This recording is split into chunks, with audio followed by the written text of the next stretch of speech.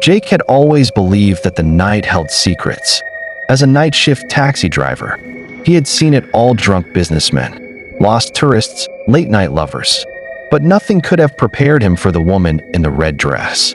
It was 2:37 a.m. when he got the request. A remote gas station on the outskirts. Hardly any lights, just a flickering neon sign buzzing in the silence. He pulled up, expecting some tired traveler.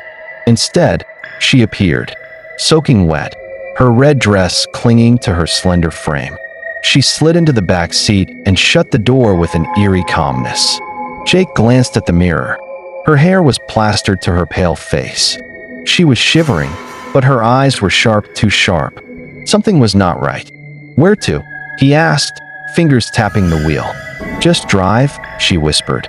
Her voice was barely audible over the rain. He hesitated but pulled away. The road stretched ahead, long and empty. He adjusted the mirror. She wasn't looking out the window, not at her phone, just at him. "Are you okay?" he asked. She clutched a small handbag against her chest, her fingers tense.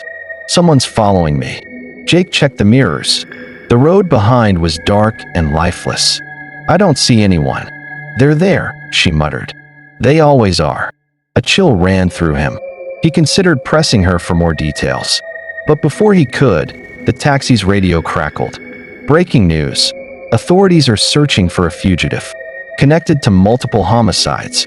Last seen at a gas station on Route 14, wearing a red dress." Jake stiffened. His grip on the wheel tightened. Slowly, he looked at the mirror again. She was smiling.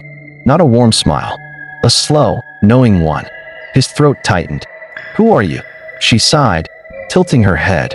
"That's a long story, Jake." Jake's stomach dropped. "I never told you my name," he stammered. She leaned forward, her breath warm against his ear. "Do you believe in revenge?" His pulse pounded. "What?" She sighed, almost sad. "A year ago, a man killed my sister. He thought he got away with it. He changed his name, moved cities, became a taxi driver." The air in the car turned suffocating. Jake's heartbeat thundered. His mind raced. No, this was impossible. A coincidence. She couldn't know. "I don't know what you're talking about," he forced out. The woman leaned back, exhaling. "Lying doesn't suit you, Jake. Or should I say Michael?" His real name. Jake's vision blurred. The road stretched endlessly in front of him, yet he felt trapped. She giggled softly. "Surprised? I've been looking for you for a long time." It wasn't easy. Jake's fingers twitched toward the glove compartment where he kept a knife. His only way out. "You know," she continued, "I almost gave up. Then I thought, what would a coward do? Someone trying to disappear." Jake swallowed hard. "They'd take the graveyard shift," she answered herself. "Avoid daylight. Stay off the grid. A man running from his past always ends up in the shadows." Jake's mind spun. He had changed everything: his face, his name, his life. But she had found him. His foot pressed harder on the gas. Maybe if he got to a crowded area. Click. The sound of a gun cocking sent ice through his veins. "Slow down," she said sweetly. Jake eased off the pedal. "If you're going to kill me, just do it," he hissed. She laughed, a soft, melodic sound. "Kill you? No, no, Jake. That would be too easy." Something about her tone made his stomach churn. "You killed my sister and walked free," she continued. "You got a new life. But tonight, I take that away." The headlights flickered. The radio crackled with static. And then, the engine died. The taxi coasted to a stop in the middle of the desolate road. The only sound was the rain hammering against the windows. Jake's breath came in short gasps. "What did you do?" She grinned. "I told you. They're always watching."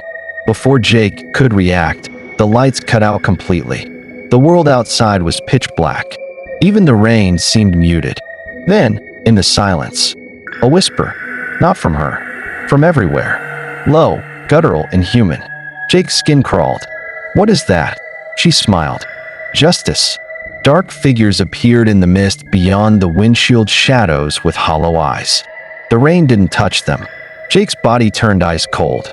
"No, no, this isn't real." "Oh, it's real," she whispered. Do you remember her last words, Jake? Jake's breath hitched. A memory clawed its way back, a woman on her knees, begging, "Please don't do this." He had ignored her, and now her voice came from the shadows. "Please don't do this." Jake fumbled for the door handle, but it wouldn't budge. The locks clicked on their own. "Let me go," he screamed. The woman in red just watched. She begged, too. A violent wind shook the car. The figures outside pressed against the glass, their eyes empty voids. Jake thrashed, pounding the window. "Help!" No one was there. Only them. Only her. The woman in red leaned in, inches from his face. "Goodbye, Jake." The world turned to black. The last thing Jake heard was the sound of the car door unlocking. And then, nothing. The next morning, authorities found his taxi abandoned on the empty road. The engine was in perfect condition. No sign of forced entry. But Jake was never seen again. And in the back seat, where she once sat, lay a single red dress. Soaking wet,